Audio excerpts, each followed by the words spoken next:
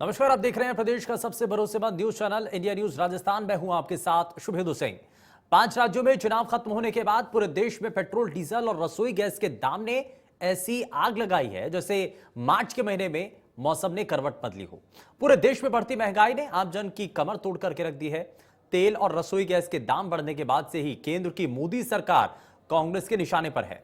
जोबनेर दौरे पर मुख्यमंत्री अशोक गहलोत ने कई मुद्दों को लेकर केंद्र सरकार पर जमकर निशाना साधा। सीएम ने बढ़ती महंगाई को लेकर केंद्र सरकार पर निशाना साधा।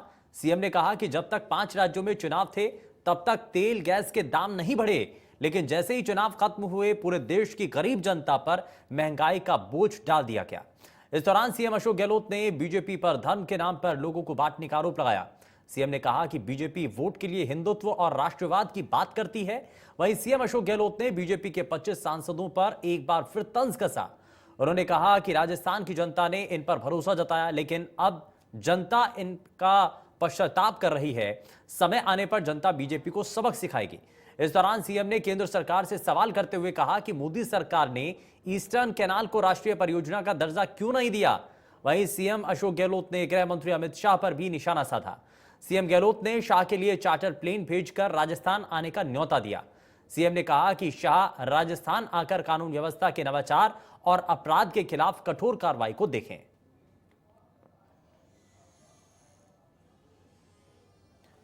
तो मुख्यमंत्री अशोक गहलोत ने केंद्र सरकार के ऊपर सीधे निशाना साधा। प्रदेश में कानून व्यवस्था को लेकर के जो परिस्थितियां और जो तस्वीरें बदली हैं उनको लेकर के यहां पर बात की है कि केंद्रीय गृह मंत्री को प्रदेश में आकर के देखना चाहिए कि कैसे नवाचारों से अब प्रदेश में नई तस्वीरें देखने को मिल रही हैं। और लगातार जो प्रदेश के अंदर जिस तरीके से काम किया जा रहा है, अपराधों की जो संख्या है वो कम हो रही है और अपराधियों के खिलाफ सख्ती के साथ जो कदम उठाए जा रहे हैं उन सभी को यहां आकर के देखना चाहिए। और केंद्रीय गृह मंत्री को ये यहां इस दौरान उनसे रिक्वेस्ट करते हुए, ये आरोप लगाते हुए कि पूरे बाकी देश के अलग अलग हिस्सों को देख करके अगर आप तुलना करें राजस्थान की तो बहुत हद तक स्थिति बेहतर है। वहीं इसमें एक महंगाई का बड़ा विषय भी इसमें मुख्यमंत्री अशोक गहलोत के द्वारा इसमें जोड़ा गया। मुख्यमंत्री अशोक गहलोत ने इस दौरान केंद्र सरकार से बढ़ती महंगाई को लेकर के सवाल भी किया और साथ ही साथ जनता को यह भी बताया कि राजस्थान के अंदर जो सांसद हैं उनकी भूमिका आखिर क्या नजर आ रही है। वो जनता की बातों को आप सरकार तक नहीं पहुंचा रहे हैं। और मुख्यमंत्री अशोक गहलोत ने इस दौरान क्या कुछ कहा है, जरा वो आपको दिखाते हैं। सांसद वैसे मैं तो कल तो जाके मिले प्रधानमंत्री जी से, स्टेट वाइज मिल रहे होंगे वो उनके पार्टी का प्रोग्राम होगा। तो जो आवाज़ बुलंद करनी चाहिए 25 सांसदों को। मेरा मानना अगर 25 सांसद नेता प्रतिपक्ष यहाँ के बीजेपी का अध्यक्ष ये फालतू में स्टेटमेंट देते रहते हैं, ट्वीट करते रहते हैं। ट्वीट करने का भी एक सलीका होता है कि क्या लैंग्वेज लिखते हो, क्या मीनिंग निकलता है, क्या उसमें तथ्य है, उसके बगैर भी ठोकते रहते हैं। हम भी देखते हैं, चलो करने तो कोई बात नहीं, वो करो अपने हिसाब से, पर आप कम से कम जो राजस्थान की प्रॉब्लम्स है, पानी की है या बिजली की है, कोयले की है, कोई प्रॉब्लम हो उसको उठाओ कम से कम। आप लोग को उठा ही नहीं रहे कोई मांगों को। तो राजस्थान के 25 सांसद को जिता के जनता अब पश्चाताप कर रही है। इनको सबक सिखाएंगे अगले चुनाव के अंदर। इनको भ्रम नहीं होना चाहिए कि 5 राज्यों में 4 चुनाव जीत गए तो सब कुछ इनको मिल गया है। अगर इंदिरा गांधी जी जब जिसने परमाणु विस्फोट किया था देश के अंदर 74 के अंदर, 71 में बांग्लादेश को आज़ाद करवा दिया, पाकिस्तान के 2 टुकड़े कर दिए, वो चुनाव हार सकते थे। चीज ही क्या है, जब जनता का मूड बदलेगा ना। आज महंगाई बहुत भयंकर है, बेरोजगारी तो हाहाकार मचा हुआ देश के नौजवानों के अंदर। उनको एहसास हो जाएगा खाली ये हिंदुत्व की और राष्ट्रवाद की बात करके लोगों को भरमा रहे हैं, इनकी बातों में दम नहीं है, शासन नहीं कर रहे, खाली वोट लेने के लिए हिंदुत्व की बात करते हैं, वोट लेने के लिए राष्ट्रवाद की बात करते हैं। क्या हम लोग राष्ट्रवादी नहीं है क्या? देशवादी राष्ट्रवादी नहीं है क्या? इनकी पोल खुलेगी तब एक झटका लगे तो मालूम पड़ेगा इन लोगों को। पहले हम लोग कह रहे थे चुनाव में 125 दिन तक इन्होंने दाम नहीं बढ़ाए। पहले ही भविष्यवाणी हो रही थी, जैसे चुनाव खत्म हुए नहीं और ये दाम बढ़ाने लगेंगे। आप देख रहे हो दाम बढ़ने लग गए। जनता इन बातों को समझती है, इनकी कथनी में करने में कितना बड़ा अंतर है। समय आने पर इनको झटका देगी जनता, ये समझ नहीं पाएंगे क्या हो गया। तो यहाँ पर आपने ये बातों को सुना है मुख्यमंत्री अशोक गहलोत जो कि ये बताते हुए नजर आए हैं कि कैसे केंद्र सरकार के द्वारा बढ़ते हुए जो दाम है उससे राहत दिलाने के लिए कोई भी कदम नहीं उठाया जा रहा है। ना ही प्रदेश के जो सांसद हैं वो इस पर किसी भी तरीके से संसद में सरकार के सामने जो राजस्थान की जनता है उनकी बातों को पहुंचा रहे हैं।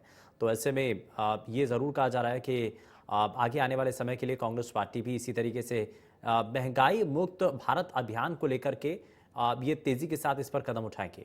और पीसीसी चीफ गोविंद डोटासरा के नेतृत्व में हालांकि प्रदर्शन किया जाएगा। जनता की पीड़ा को केंद्र सरकार तक कांग्रेस पहुंचाने की काम करेगी। वहीं कांग्रेस का महंगाई मुक्त भारत अभियान जिस पर काम कर रही है यह आखिर कितना कारगर साबित होता है ये देखने वाली चीज़ें होंगी। एआईसीसी के निर्देशों पर पूरे प्रदेश के अंदर ये अभियान चलाया जाना है और केंद्र सरकार को नींद से कांग्रेस जगाएगी। वहीं पीसीसी चीफ गोविंद डोटासरा के नेतृत्व में ये प्रदर्शन किया जाएगा। साथ ही इस दौरान मुख्यमंत्री अशोक गहलोत के द्वारा बताया गया कि चुनाव खत्म होते ही तेल और गैस के दामों में इजाफा कर दिया गया। और इन्हीं सभी चीज़ों को जरा समझ लेते हैं क्योंकि सवाल कई हैं, बढ़ती महंगाई को लेकर के आरोप भी हैं। लेकिन इन सब आरोपों के बीच में जवाब देना होगा, सरकार को भी देना होगा, केंद्र सरकार को। और लगातार इन सभी चीज़ों को लेकर के स्थितियां क्या नजर आती हैं, जरा देखने वाली चीज़ें हैं। जरा इन्हीं सवालों के साथ कार्यक्रम को आगे बढ़ाता हूं। दो खास मेहमान हमारे साथ कार्यक्रम में जुड़ चुके हैं। कांग्रेस पार्टी से नेता अरुण शर्मा हमारे साथ कार्यक्रम में हैं और भारतीय जनता पार्टी से नेता आशीष चतुर्वेदी हमारे साथ कार्यक्रम में जुड़ चुके हैं। दोनों का भी बहुत स्वागत है। लेकिन शुरुआत अरुण शर्मा जी, यहां बढ़ती महंगाई को लेकर के एक बार फिर से जिक्र हो रहा है, बड़े सवाल उठ रहे हैं और मुख्यमंत्री अशोक गहलोत ने सीधे सीधे केंद्र सरकार के ऊपर निशाना भी साधा है। न सिर्फ केंद्र सरकार को निशाने पर लिया गया बल्कि इसमें जो राजस्थान के सांसद हैं भारतीय जनता पार्टी के उनसे भी सवाल किए गए।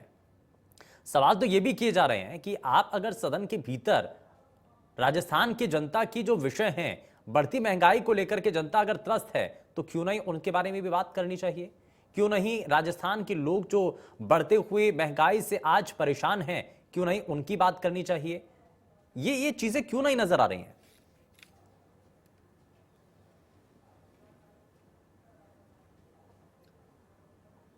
देखिए, मुझे बड़ी खुशी है कि आज इंडिया न्यूज़ ने ये मुद्दा उठाया है और काफ़ी दिनों बाद इसकी सुध ली है, जो कि बहुत ज्वलंत मुद्दा है इस समय देश के सामने। नहीं सर, इंडिया न्यूज़ तो लगातार इस विषय को उठाता रहा है। भारतीय जनता पार्टी केंद्र में, जी हाँ, लेकिन ये जो इवेंट मैनेजमेंट के सहारे से कभी कोई कश्मीर फाइल, अगर कोई महंगाई की शिकायत कर रहा है तो कश्मीर फाइल के जिक्र शुरू हो गए, 5 दिन उसमें निकल जाते हैं। और काशी विश्वनाथ के कॉरिडोर में 10 दिन निकल जाते हैं, गंगा स्नान में निकल जाते हैं। परेशानी ये है दोस्त कि जो राष्ट्र के असली मुद्दे हैं, रोजी रोटी और महंगाई, इनसे जुड़े हुए जो आदमी त्रस्त है आज की तारीख में, वो बड़ी योजनाबद्ध तरीके से उनको किनारे कर दिया जाता है और आपको किसी और जादूगिरी में लगा दिया जाता है। ये बहुत लंबा चलने वाला, हमें तो कोई जादूगरी में कोई लगाने वाला नहीं है सर। बहुत स्पष्ट होता हम तो सीधे जो जनता जो जनता की बात है वो हम लगातार पहुंचाते हैं, किसी की जादूगरी में नहीं आ रहे सर।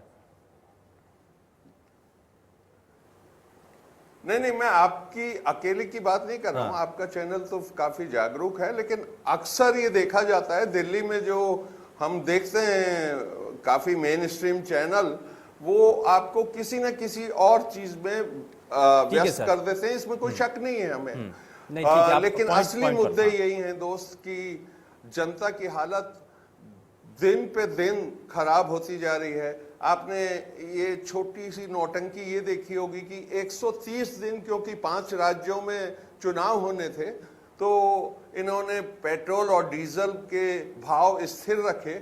इसका मतलब इनके हाथ में तो है, वो कंट्रोल लीवर सिस्टम सब इनके पास है। जो ही इनका काम निकल गया, पिछले 6 दिन में 5 बार बड़ी बेदर्दी से बिना जनता की चिंता किए हुए इन्होंने पेट्रोल डीजल के भाव बढ़ा दिए हैं। और ये पेट्रोल डीजल आइसोलेशन में कोई चीज नहीं होता। आपने देखा होगा सब्जी वालों के, हमारी माँ बहनें जब जाती हैं तो हरी मिर्च और धनिया मुफ्त में ले आती हैं और दे दिया जाता है। आपको आश्चर्य होगा, हरी मिर्च की कीमत इस समय 100 रुपए किलो है, सब्जियां बेहताशा कीमत बढ़ गई हैं, खाने का तेल 200 रुपए लीटर पहुंच गया है। यह अभूतपूर्व है, कभी नहीं हुआ ये। और आर्थिक मामलों में इनकी सारी नीतियां फेल हैं, क्योंकि पूरा फोकस ही इस बात पे है कि किस तरह 5, 6, 7 घराने जो इनके चहेते हैं वहीं इंश्योरेंस का काम दे दिया जाए, वहीं पेट्रोलियम का दे दिया जाए, वहीं BSNL का काम दे दिया जाए। जो सरकारी बड़े बड़े PSUs हैं, कोल इंडिया है फॉर एग्जाम्पल, इतना बड़ा महारत्न है भारत सरकार का, उसकी भी हालत खस्ता की जा रही है। तो ये हर मामले में फेल है और हम लगातार जनता के मुद्दे उठाते रहेंगे। हमने निश्चय कर लिया है कि एक बार ये चीजें सब स्पष्ट होनी चाहिए, देश कहां जा रहा है, क्या आर्थिक नीतियां हैं, किस तरीके से। चलिए, नीतियां क्या हैं कांग्रेस पार्टी की और कैसे आप सरकार को जगाएंगे? केंद्र सरकार को जगाने के लिए जो कांग्रेस पार्टी प्रयास कर रही है, मैं उस प्रयासों को लेकर के भी बात करूंगा, लेकिन जरा मैं एक रिएक्शन इस पर जरा जल्दी से ले लेता हूं। आशीष जी को जोड़ रहा हूं। आशीष जी, अब ये सवाल उठ रहे हैं कि 137 दिनों का इंतजार किया जाता है सिर्फ इस बात के लिए कि चुनावी नतीजे सामने आ जाएं, उसके बाद ही तय करेंगे। नतीजे सामने आते ही जिस बात को लेकर के कयास लगाए जा रहे थे वैसा ही होता है, जो लगातार जो सामने आ रहा था, जिन बातों को लेकर के कयास लगाए जा रहे थे, इजाफा होता है, पेट्रोल डीजल के दाम बढ़ते चले जाते हैं। आशीष जी, निश्चित रूप से मैं आपने जो प्रश्न उठाए हैं मैं उनका जवाब दूंगा, लेकिन मैं अभी मुख्यमंत्री जी को भी सुन रहा था और ऐसा लग रहा था कि मुख्यमंत्री जी जो बात कर रहे थे ना झटका लगने की, तो ऐसा लग रहा है कि मुख्यमंत्री जी और कांग्रेस के जो नेता हैं, कि मुख्यमंत्री जी और कांग्रेस के नेता हैं, वो अभी तक जो 5 राज्यों के परिणाम आए हैं उसके जो झटका लगा है उससे अभी तक उभरे नहीं हैं। आप देखिए जिस तरह की जो फ्रस्ट्रेशन में इनके बयान आ रहे हैं, जिस तरह से जनता ने इनको नकार दिया है और जिस तरह से देश में मोदी जी के नेतृत्व के कारण भारतीय जनता पार्टी की भी सफलता हो रही है और साथ में अगर हम विश्व में बात करें तो भारत की प्रतिष्ठा भी दिन पर दिन बढ़ती जा रही है। उस सब चीज़ों को लेकर के कहीं न कहीं कांग्रेस के नेतागण बड़े फ्रस्ट्रेशन में हैं और इस तरह की बयानबाजी कर रहे हैं। देखिए, मैं अभी अरुण जी को भी सुन रहा था, वो कह रहे थे कि ये जो सरकार है 4-5 घरानों को ही ये जो है प्रमोट करती है, तो अरुण जी को ये जवाब भी देना चाहिए कि क्या कारण रहा कि राजस्थान सरकार ने अभी कुछ माह पहले ही अडानी ग्रुप को भी और अंबानी ग्रुप को भी हजारों बीघा जमीन जो है राजस्थान सरकार ने बहुत कौड़ियों के दाम में दी है। देखिए, जनता सब समझती है, इनके दोहरे चरित्र को भी समझती है, पर आयुष जी जहां तक पेट्रोल डीजल के दाम बढ़ने की बात है, आपको अच्छे से पता होगा कि किस कारण से ये जो दाम है, भारत जो है अपनी ज़रूरतों का 85% ऑफ द ऑयल जो है वो इंपोर्ट करता है और जिस तरह से वैश्विक परिस्थितियां बदली है यूक्रेन के और रशिया के युद्ध के बाद, उसमें जिस तरह से भावों में आप देखिए अप्रत्याशित बढ़ोतरी हुई है, तो निश्चित रूप से भारत सरकार जनता की समस्याओं को भी समझती है। और आपने देखा होगा कल ही सरकार ने एक बड़ा ऐतिहासिक फैसला लिया है कि ये जो प्रधानमंत्री गरीब कल्याण अन्न योजना है उसको 6 माह का विस्तार दिया है। और देखिए, ये तो बड़ी प्रचलित सी भाषा है, अगर आप कहीं पे भी चल जाएंगे तो लोगों को पता है किस तरह से इनके ज़माने में जो है कहा जाता था कि जो कांग्रेस की सरकार आती है तो जो महंगाई डायन है वो खाया जाते है।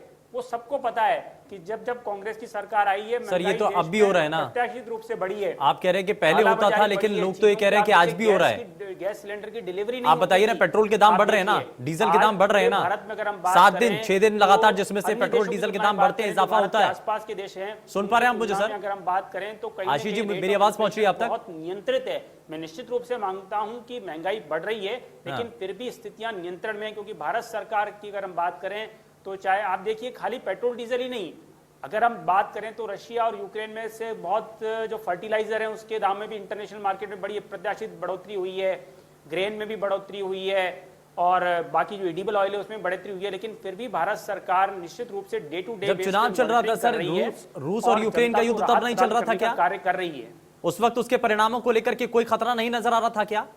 पेट्रोलियम पदार्थों को लेकर के जो अचानक से संकट देखने को मिल गया, ये चुनावों के तुरंत बाद से क्यों नजर आता है?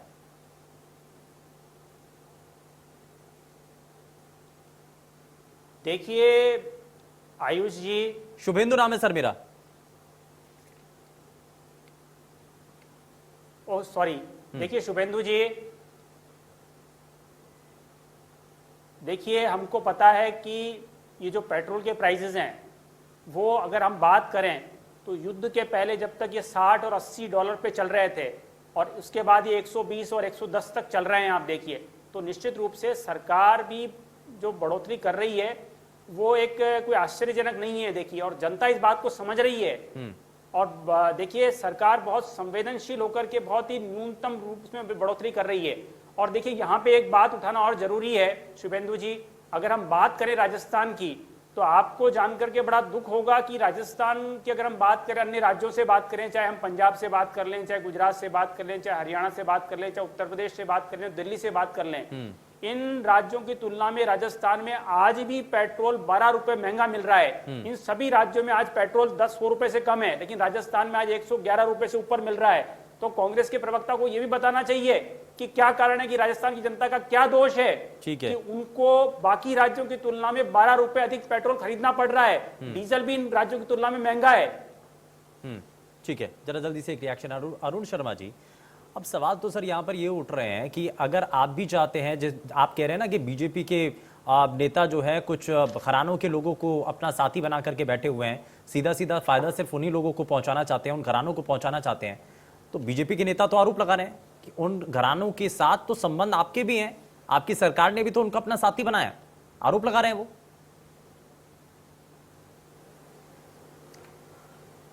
देखिए, हास्यास्पद है आरोप। पूरा देश, पूरी दुनिया जानती है कि भारत का प्रधानमंत्री की पीठ पर अगर मुकेश अंबानी हाथ रख के अपनी पत्नी से इंट्रोड्यूस करवा रहा है, ये सीन आज तक आजाद भारत में कभी देखा नहीं गया कि कोई उद्योगपति इतना बेतकल्लुफ होके देश के प्रधानमंत्री से व्यवहार करे।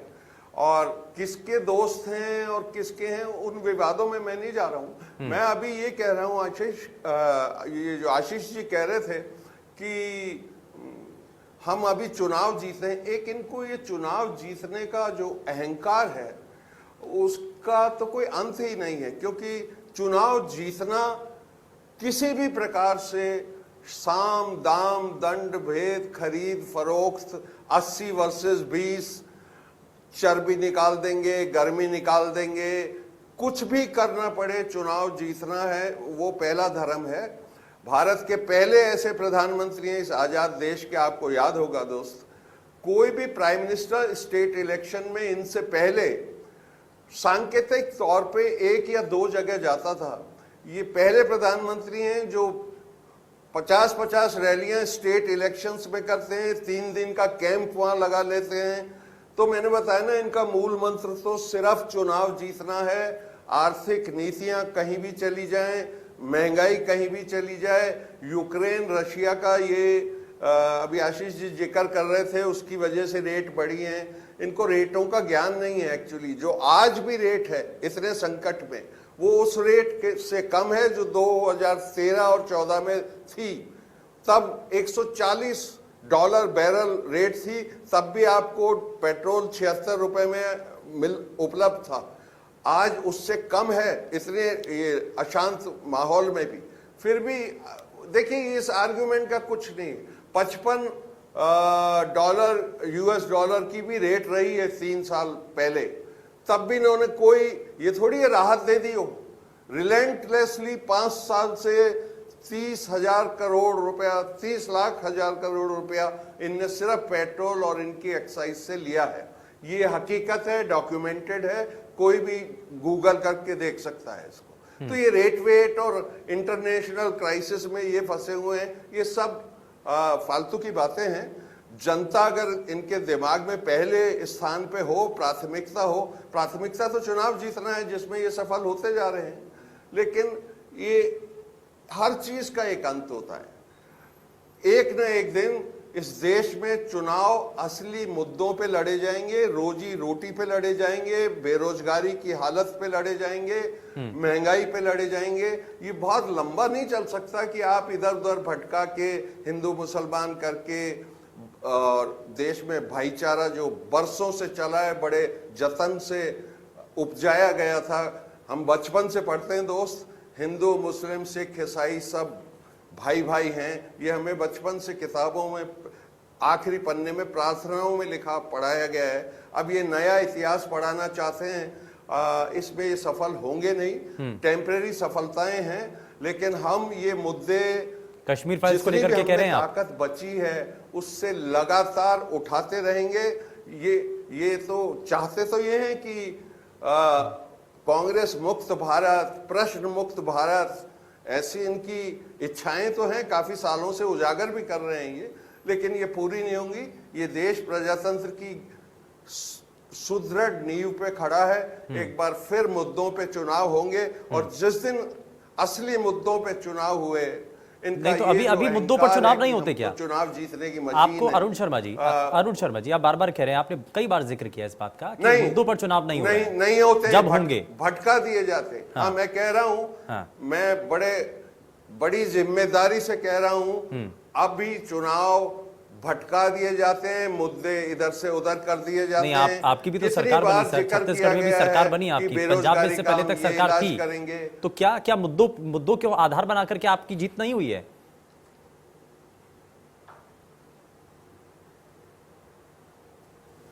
देखिए, हाँ, ये बिल्कुल सर्वविदित है हाँ, कि मुद्दे पिछले कुछ समय से भटकाए जा रहे हैं, आपको कहीं और लगा दिया जाता है।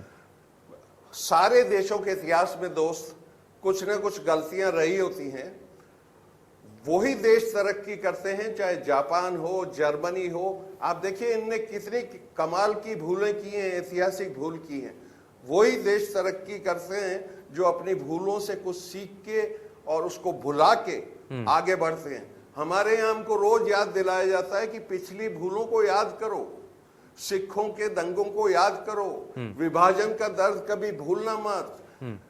अगर आपकी यही नीतियां हैं कि किसी भी तरह ध्रुवीकरण करके राजनीति चलाई जाए, मुझे नहीं लगता ये इस देश में बहुत लंबी चलेगी। हमारी नींव बहुत मजबूत है, गहरी हैं, और मैं कह रहा हूं ना, जिस दिन इस देश में मुद्दे वापस आ जाएंगे, चुनाव के सेंटर फोकस होगा, ठीक है, उस दिन इनको मुश्किल। चलिए मैं जवाब लूंगा आशीष जी से, लेकिन उससे पहले मैं जरा एक सवाल और आपसे करना चाह रहा हूं। आप बार बार अभी भी कह रहे हैं कि मुद्दों पर जब चुनाव होने लगेगा उस वक्त ही परिस्थितियां बदल जाएंगी। इससे पहले राजस्थान में जब सरकार बनी आपकी, तो आप कह रहे हैं कि मुद्दों पर तो खैर चुनाव नहीं लड़ा गया, लेकिन अब जो चुनाव आने जा रहा है वो तो मुद्दों पर होगा ना?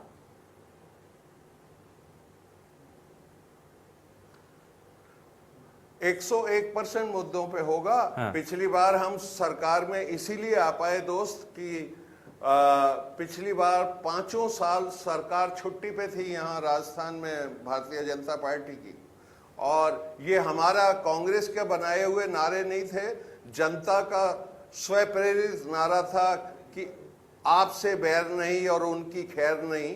ये हमने नहीं किसी को दिया था ये नारा।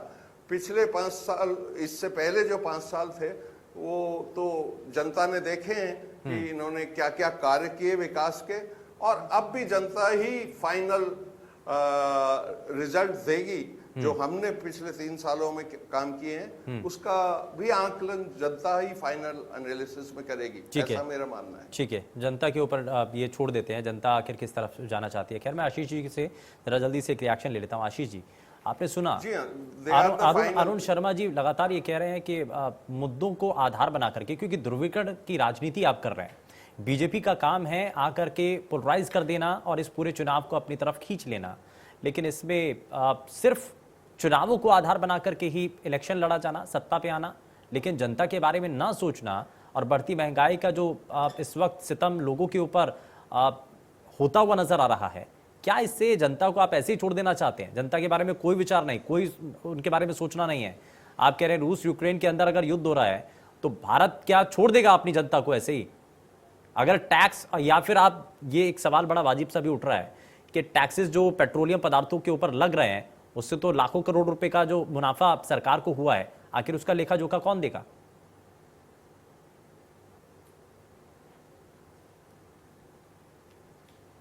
शुभेंदु जी, मैं अभी अरुण जी को सुन रहा था और इन्होंने जो लोकतंत्र की बुनियादी बात है कि लोकतंत्र में जो जनता जनार्दन होती है, ये कांग्रेस पार्टी ऐसा समझती है कि जो भारत की जनता है वो बहकावे में आ जाती है। तो मैं बहुत स्पष्ट कर देना चाहता हूं कि भारत की जनता बहुत समझदार है, वो अपने मुद्दों को बहुत भली भांति समझती है और मुझे लगता है कि हमको जनता की समझ पर प्रश्न चिन्ह नहीं लगाना चाहिए। और भारतीय जनता पार्टी को चुनाव जीतने का कोई अहंकार नहीं है। हम विनम्रता से जो जनता का जनादेश है उसको स्वीकार करते हैं और हमारा ये प्रयत्न है कि हम सबका साथ सबका विकास लेकर के, सबका प्रयास और सबका आम जनता का कहाँ विकास हो रहा है सर? इस मूल उनका साथ कहाँ मिल रहा है? फिर आगे बढ़ते हैं। बेशक चुनावों में साथ मिल रहा हो, लेकिन विकास तो उनका नहीं हो पा रहा ना। शुभेंदु जी जेब तो बड़ी भारी हो गई है लोगों की। शुभेंदु जी मुझे अपनी बात पूरी करने दीजिए। शुभेंदु जी अभी मुद्दों की बात कर रहे थे, अरुण जी की मुद्दों पे चुनाव लड़ा जाता है या नहीं लड़ा जाता है।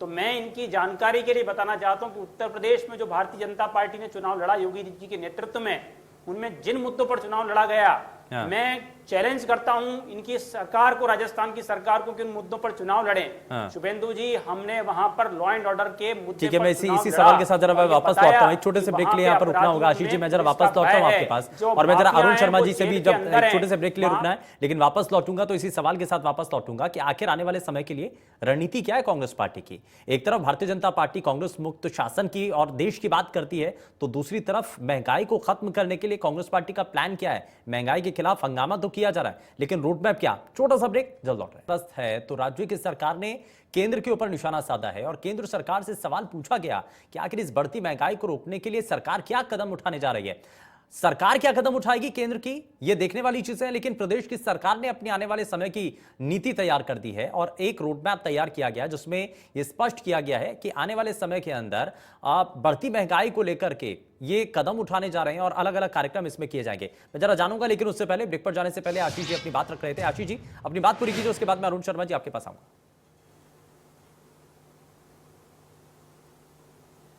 शुभेंदु जी अभी अरुण जी मुद्दों की बात कर रहे थे, तो मैं कह रहा था आपको कि हमने उत्तर प्रदेश का जो चुनाव लड़ा है वो बिल्कुल विशुद्ध विकास के मुद्दों पर लड़ा है। और मैं आपकी जानकारी के लिए बताना चाहता हूं शुभेंदु जी कि उत्तर प्रदेश में भारतीय जनता पार्टी ने क्या विकास किया है। उत्तर प्रदेश में जो योगी जी की सरकार है और मोदी जी की सरकार है केंद्र में, आप देखिए हमने 42 लाख परिवारों को प्रधानमंत्री आवास के तहत वहां पे छोड़ दीजिए, वहां का छोड़ दीजिए, राजस्थान की बात कीजिए। लोगों को वहां पे किसान सम्मान निधि का पैसा मिलता है, 2 करोड़ लोगों को शौचालय बनवाए गए, 15 करोड़ को मुफ्त जो राशन है प्रधानमंत्री गरीब कल्याण योजना के तहत राशन मिलता है।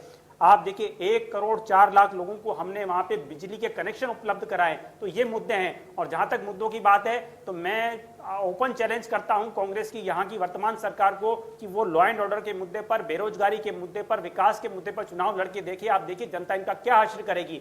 आप देखिए बड़ा दुख होता है कि अपराध में आए दिन ऐसी घटनाएं होती है कि राजस्थान को शर्मसार होना पड़ता है। शुभेंदु जी लगातार 3 सालों से 2019, 2020, 2021 में अगर हम बात करें महिला अपराधों की, तो रेप और अटेम्प्ट टू रेप में राजस्थान नंबर 1 बना हुआ है। बेरोजगारी की बात करें तो राजस्थान में सर्वाधिक बेरोजगारी है। आप देखिए आरपीएससी ने अभी पिछले महीने ही अपने एक भयानक रिकॉर्ड बनाया है। आप देखिए कि 1 महीने के अंदर इन्होंने 6 परीक्षाओं के रिजल्ट को निरस्त किया है। ऐसा देश के किसी अन्य प्रांतों में नहीं होता है। तो मैं तो चाहता हूं कि कांग्रेस इन मुद्दों पर चुनाव लड़े और फिर देखिए कि इनका क्या हाल होता है। मुद्दों के आधार पर चुनाव होगा। अरुण शर्मा जी, तो आशीष जी कह रहे हैं कि जनता बताएगी आपको। कई मुद्दे हैं जो कि विपक्ष के तौर पर वो उठाने जा रही है।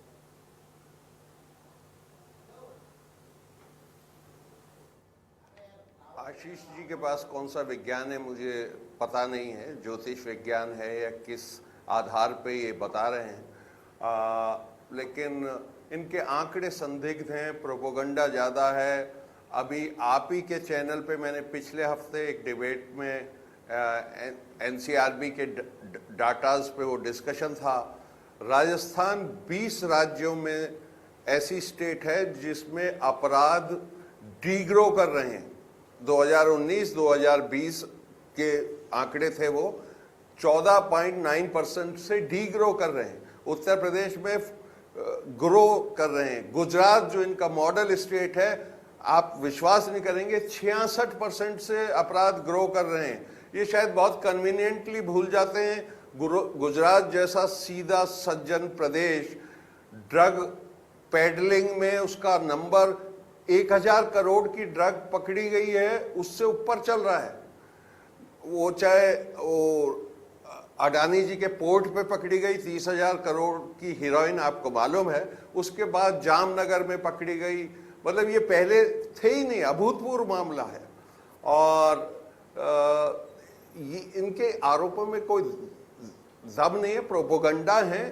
इतना बड़ा प्रदेश है, कहीं ना कहीं अपराध हर दिन कुछ ना कुछ होता है, हर राज्य में होता है, उसको लेके बहुत सारा हल्ला मचाने से कुछ होता नहीं है इनका।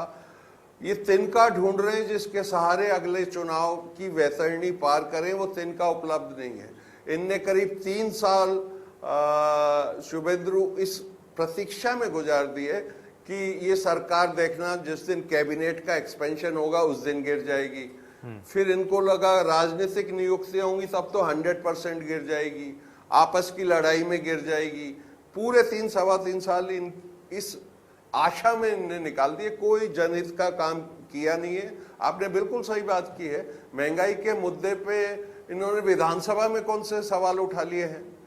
हम अपनी ये ऐतिहासिक जिम्मेदारी समझते हैं कि कल 31 तारीख से पूरे वीक कांग्रेस राजस्थान में ये महंगाई के विरुद्ध एक अभियान चलाएगी, जिससे सरकार जगे, जिसको बिल्कुल कोई ख्याल नहीं है। कल परसों वैसे आपने देखा ही है, आपकी न्यूज रिपोर्ट में भी है, मजदूर संघ और बैंकों के सारे कर्मचारी भारत बंद करवा रहे हैं। ये धीरे धीरे ये बदलाव आएंगे और लोग अपनी आर्थिक स्थिति का मूल्यांकन खुद करेंगे कि पिछले 8 सालों में उनको आफ्टर ऑल मिला क्या है, सिवाय ये इवेंट्स टीवी पे दिखाने के, 12-12 घंटे नौकायन दिखाने के, 12 चीफ मिनिस्टरों को बनारस में बुला के नाव में सैर कराने के। देखिए ये थोड़ी देर के लिए चल जाता है, ये लॉन्ग टर्म में चलने वाला नहीं है। हो सकता है उन चीफ मिनिस्टरों में से कुछ चीफ मिनिस्टर को सचमुच काम करना हो, मतलब ये अजीब तमाशा है। आप और मैं भी हिंदू हैं, गंगा में हमने भी स्नान किया है और हमारी पूरी आस्था है, लेकिन हम डुबकी लगाते वक्त दाएं बाएं जरूर देखते हैं कि कोई देख तो नहीं रहा है। आदत है, ह्यूमन नेचर है। हमने पहली बार देखा कि देश के प्रधानमंत्री करीब 54 लाइव कैमरे लगा के सारे चैनल्स पे लगभग फरमान था कि ये इवेंट जरूर दिखाने का है। जनता को क्या हासिल होता है इससे? देखिए ये मुद्दों पे आना पड़ेगा लौट के, इवेंट मैनेजमेंट से नहीं चलेगा। चला है अब तक, ठीक है, इनने इवेंट मैनेजमेंट से नहीं चलेगा किया है अपनी स्टाइल से, लेकिन अब बुनियादी जो मुद्दे हैं, जो जनता से जुड़े हुए सवाल हैं, उन सवालों का जवाब देना पड़ेगा। चुनाव लड़ा है, ठीक है, ये मैं अपने मन से थोड़ी बता रहा हूँ। 80 वर्सेस 20 का ये चुनाव है। हाँ। और हम चर्बी उतार देंगे, हम गर्मी उतार देंगे, ये सब हुआ है ना, कब्रिस्तान, शमशान, ये सब हुए हैं उस इलेक्शन में। आशंका है यहाँ पर भी होंगे, राजस्थान में भी ऐसी हवा बनेगी। पे आना पड़ेगा और हमारा ऐतिहासिक कर्तव्य है कि हम जगाएंगे सरकार को भी और लोगों को जागृत करेंगे कि जड़ कहाँ है हमारी समस्याओं की। ठीक है, केंद्र की सरकार को जगाने के लिए प्रदेश की सरकार कोशिश करने जा रही है और कांग्रेस पार्टी के नेता इसलिए सड़क पर उतर करके अब महंगाई के खिलाफ हल्ला बोलने जा रहे हैं। आशीष चतुर्वेदी, नींव हिलेगी क्या?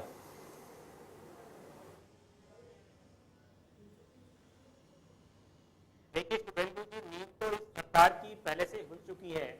अगर हम कांग्रेस की बात करें तो 3.5 राज्य में हुआ करते थे आज से साल भर पहले, तो घट करके अब 2 राज्यों में रह गए हैं। और अगर इन्होंने इसी तरह से जनता के मुद्दों को नेग्लेक्ट किया तो आप देखिए हो सकता है ये कुछ साल में देश में किसी भी प्रांत में ना रहें। अभी अरुण जी, शुभेंदु जी बता रहे थे कि जो भारतीय जनता पार्टी वो आंकड़ों से खेल रही है, तो मुझे लगता है कि जब हम आंकड़ों की बात करते हैं ना, तथ्यों की बात करते हैं, तो हमें फैक्ट्स पे ही बात करना चाहिए, इधर उधर की बात नहीं करनी चाहिए। तो मैं जो अभी आपको कहा था कि 2019, 20, 21 की बात करें, जहां तक महिला अपराधों की बात करें तो राजस्थान देश में नंबर 1 है। तो मैं आंकड़े जनता के लिए आपके चैनल के माध्यम से बताना चाहता हूँ कि अगर हम 2019 की बात करें तो रेप और अटेम्प्ट टू रेप में राजस्थान में 5,997 केस थे। 2020 में अगर हम बात करें तो 5,310 थे और 2021 में बात करें तो 6,333 मुकदमे दर्ज हुए हैं। आप देखिए, अभी देखिए जो प्रकरण चल रहा है दौसा में, जहां पे विधायक पुत्र जो है उस पे जो है आरोप लग रहे हैं। अभी आपका चैनल में मैं हेडलाइन देख रहा था कि किस तरह से यहाँ पे एक जो विधायक है उसके स्वागत में जो हवाई फायरिंग होती है। आप देखिए, अगर आम आदमी हवाई फायर कर लेता है तुरंत मुकदमा दर्ज होता है, उसको अंदर बंद कर दिया जाता है। क्या राजस्थान की जनता समझ नहीं रही? क्या राजस्थान की जनता बिल्कुल समझ रही है अच्छे से कि किस तरह से यहाँ पे आप जो है मुद्दों का आपने जो है पूरा जबरदस्त मुद्दे दिए हुए हैं। बेरोजगारी की मैं बात कर रहा था, और अभी अरुण जी कह रहे थे कि इनको जो है ये चाह रही है कि भारतीय जनता पार्टी किस तरह से जो है कोई तिनका मिल जाए हमको वैतरणी पार करने के लिए। तो देखिए शुभेंदु जी, हमको कोई तिनका नहीं चाहिए। इस प्रदेश की जो भ्रष्ट सरकार है कांग्रेस की, इसने पूरा हमको एक जहाज दे रखा है पार करने के लिए। देखिए, भारतीय जनता पार्टी जनता के साथ है, जनता के मुद्दों के साथ है, और हम तो चाहते हैं जो महंगाई की बात कर रहे हैं ना, तो थोड़ा मुख्यमंत्री जी को राजस्थान की जनता के प्रति भी संवेदनशील होना चाहिए कि किस तरह से राजस्थान में पेट्रोल और डीजल सर्वाधिक बिक रहा है। नहीं, आप कम नहीं करेंगे। प्रदेश की सरकार से उम्मीद करते हैं कि वो जो है कहीं ना कहीं से पैसे को कम करें, दाम कम करें। देखिए शुभेंदु जी, जो केंद्र सरकार है वो जनता के मुद्दों के प्रति बहुत संवेदनशील है। आपको ध्यान होगा कि अभी पिछले 2-3 महीने पहले ही सरकार ने बहुत अप्रत्याशित रूप से पेट्रोल और डीजल पे बहुत भारी मात्रा में जो एक्साइज ड्यूटी को कम किया था। लेकिन मैंने कहा ना कि भारत की जनता भी इस चीज को बहुत अच्छे से समझती है कि जो पेट्रोल डीजल है वो भारत को काफी मात्रा में, आप देखिए कि हमको इंपोर्ट करना पड़ता है। 85% जो हमारी जरूरतें हैं उसके लिए हमको विश्व के अन्य देशों पर आधारित रहना पड़ता है। और आप देखिए जिस तरह से वहां पे इंटरनेशनल मार्केट में प्राइस बढ़ रहे हैं, तो जनता इस बातों को समझती है। आप देखिए, नहीं, अकेले सवाल तो ये उठता है ना, कांग्रेस पार्टी के नेता यही तो सवाल उठा रहे हैं कि अकेले भारत में थोड़ी बढ़ रहे हैं, वो तो बाकी देशों पर भी असर पड़ रहा है ना, लेकिन बाकी सरकारें उसको स्थिर रख रही हैं। हाँ, अरुण शर्मा जी, कहाँ इस तरह आप देख लीजिए ना, आप कंपेयर कीजिए ना शुभेंदु जी, आप कंपेयर कीजिए कि पिछले लास्ट डेन में श्रीलंका में क्या स्थिति है, पाकिस्तान में क्या स्थिति है, नेपाल में क्या स्थिति है, आप कंपेयर कीजिए। अरुण शर्मा जी जवाब दीजिए जरा। अरुण शर्मा जी, आपको पता पड़ जाएगा कि क्या स्थिति है वहां पर। देखिए, मैं कह रहा हूं ना कि ये कह रहे हैं कि हमको 82% इंपोर्ट करना पड़ता है। ये कोई नई खबर है क्या दोस्त? कब से कर रहे हैं हम। लेकिन ये जो रेट बढ़ने का सिलसिला है, चाहे इंटरनेशनल प्राइस आधी रह जाए, $55 रह जाए, अपनी रेट बढ़ती रहेगी हिंदुस्तान में, ये पहली बार देखा गया है। और एक ये कह रहे थे कि जनता इनका क्या हाल करेगी। मुझे नहीं पता इनके पास कौन सा टेलीस्कोप है। मैं तो ये जानता हूं दोस्त, पिछले 3 साल में 8 बाई इलेक्शन हुए इस प्रदेश में, 6 में कांग्रेस जीती है, 2 में इनकी जमानत जब्त हुई है, 1 में ये चौथे नंबर पे हैं। ये कहीं नहीं हुआ है। और फिर भी हौसले ये हैं, ये सब उधार लिया हुआ हौसला है जो उत्तर प्रदेश में जीतने से आ जाता है, किसी और प्रदेश में जीतने से आ जाता है। पर इनको हक है, कहीं से भी आया हो। लेकिन फैक्ट ये है कि पिछले 3.25 साल में 8 उपचुनावों में से 6 रूलिंग पार्टी कांग्रेस जीती है, जबकि रिवाज ये रहता है हमेशा विपक्ष जीता है हिस्से में, और इनकी जमानत तक जब्त हुई है। अच्छा अरुण शर्मा जी, मैं एक सवाल और करना चाह रहा हूँ। हमेशा से हमने ना एक ट्रेंड दिखा है, हमने कुछ राज्यों के अंदर एक ट्रेंड दिखा है सर। हमने उत्तराखंड में एक ट्रेंड दिखा है कि एक बार बीजेपी एक बार कांग्रेस। हमने ये ट्रेंड राजस्थान में भी देखा है, एक बार बीजेपी एक बार कांग्रेस। तो उत्तराखंड का वो जो ट्रेंड है वो टूटा। आपको लगता है कि इस बार जो राजस्थान है वहां पर भी पुराने ढर्रे पर सरकार चलेगी, या फिर कुछ इस बार बदलाव के संकेत मिलेंगे? क्योंकि अगर इस हिसाब से देखा जाए, परिवर्तन वाले हिसाब से, तो इस बार ऑप्शन तो बीजेपी के लिए है, लेकिन कांग्रेस की जो आज की सरकार है, जो लगातार मुख्यमंत्री अशोक गहलोत भी कह रहे हैं कि हमने जनता के लिए काम किया है, लगातार जनता के साथ जुड़ करके हम कोशिशें करते रहे हैं, कुछ ऐसी घोषणाएं और कुछ योजनाएं भी हम लेकर के आए, कृषि बजट अलग से लेकर के आए, उसका भी बड़ा आधार बनाया गया, पुरानी पेंशन बहाली को लेकर के बड़ा कदम उठाया गया। ये जो बड़े कदम हैं, क्या इनके जरिए उस नैरेटिव को या फिर जो मिथक बना हुआ है उसको तोड़ा जा सकेगा?